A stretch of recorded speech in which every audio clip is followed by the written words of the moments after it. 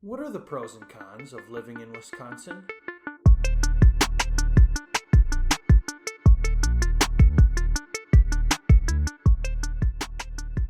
Hello, everyone, and welcome to For These Are My Thoughts. I'm Blake. Thank you for joining me. Wisconsin, it's the Badger State, Dairyland, USA, home of Titletown, the Cream City. For These Are My Thoughts, bitter cold winters, and alcoholism. And I'm often asked, why do you still live in Wisconsin? Good question. So let's look at the pros and cons of living in Wisconsin. And let's start with a pro. Let's start on the positives here, and we're going to talk about cheese and beer. Because Wisconsin is dairyland. There are lots of farms and lots of cattle in Wisconsin. And while Wisconsin has plenty of crop farms, it is mostly a dairy producer. It is a world leader, in fact, in dairy products, especially cheese. You see, we love cheese so much that we have named some towns like Colby, Wisconsin, after cheese. Wisconsin produces around 2.8 billion pounds, 2.8 billion pounds of cheese per year. That comes out to around 11 pounds of cheese per person in the United States. Cheese is really just the love language of a Wisconsinite. If you love a Wisconsinite and they're sad, you give them cheese. We take cheese so seriously that in Wisconsin, it is required for cheesemakers, master cheesemakers, which is a thing, to have a license in order to make cheese. Wisconsin is also a hot spot for beer, both name brand like Coors, Miller, and microbrewery or craft type breweries like Line and Kugels, and other very small brewery companies. We love beer so much, we take beer so seriously that according to a 2014-2015 study, Wisconsin has almost 3 times as many bars as they do grocery stores.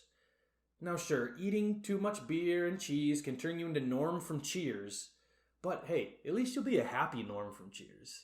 And while we have beer and cheese, we don't have, well, honestly, much else, especially in terms of exotic must-see attractions. You can do a lot of hiking, a lot of walking, a lot of swimming, a lot of biking, boating, snowmobiling, motorcycling, all that kind of stuff. But there isn't really like a big attraction in Wisconsin. That would probably be con number 1. There isn't anything massive. There's no big attraction. And yeah, there's the Wisconsin Dells where you can go to places like Mount Olympus or the Kalahari, and you can go to water parks. That's really what the Wisconsin Dells is. It's just a massive water park. But in Wisconsin, it's mostly winter. So water parks aren't really something you can do outside all the time. But you can enter the butt of a fish and come out of its mouth and see the entire city of Hayward in Hayward, Wisconsin. That is a true thing. Now, and don't get me wrong, Wisconsin is great. I love Wisconsin, but there isn't anything comparable to maybe the Grand Canyon, Times Square, even the Dakotas. Have the Badlands area. There's nothing really like that in Wisconsin. And while all of that might be true, pro number 2 is that Wisconsin is God's country. And I know everybody says that. Everyone says that their state, their whatever, is God's country. But in Wisconsin, it's actually true. Because while there might not be anything exotic, there are beautiful hidden gems in Wisconsin.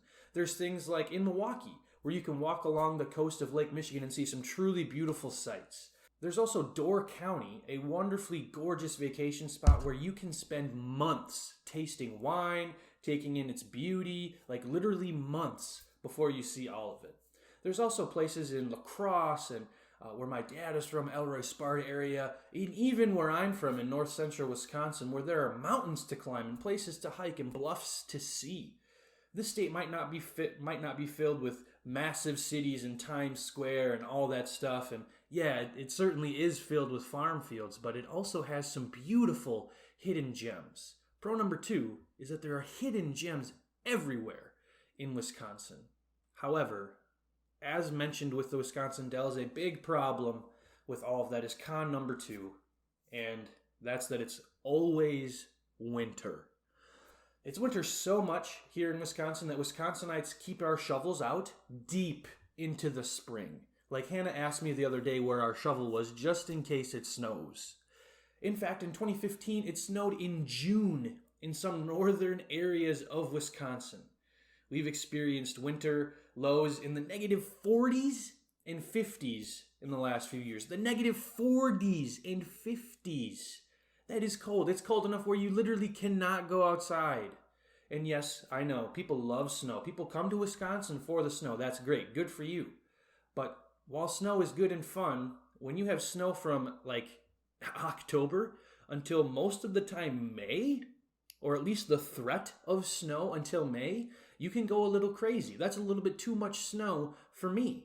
But even though we have winter all the time, and we have a lot of it, and a lot of snow to go around, pro number 3 is that Wisconsin really does have a wonderful summer season.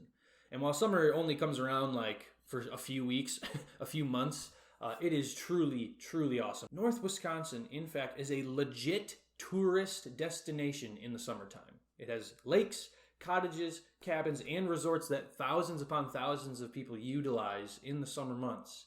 The average temperature in Wisconsin over the summer is between 70 and 80 degrees, which is just perfect for people to come enjoy some time on the lake. Just imagine, go with me for a moment, chilling on a lake in a boat, soaking in the sun, feeling that cool breeze, breathing that pure, unadulterated Wisconsin air. Oh yeah, that is awesome. Our fourth and final pro is the Green Bay Packers in Wisconsin sports. And really, what else is there to say? The Green Bay Packers are the greatest football team of all time, baby. The team historically great, right? Many Hall of Fame coaches and players. We're seeing unprecedented levels of success in Wisconsin sports teams right now. The Brewers are a contender consistently the last few years. The Milwaukee Bucks in the NBA, a consistent contender. And the Green Bay Packers, ever since I've been a child, have been contenders in the NFL. And we've had MVPs with Giannis Antetokounmpo, Christian Yelich, and Aaron Rodgers the last few seasons in Wisconsin.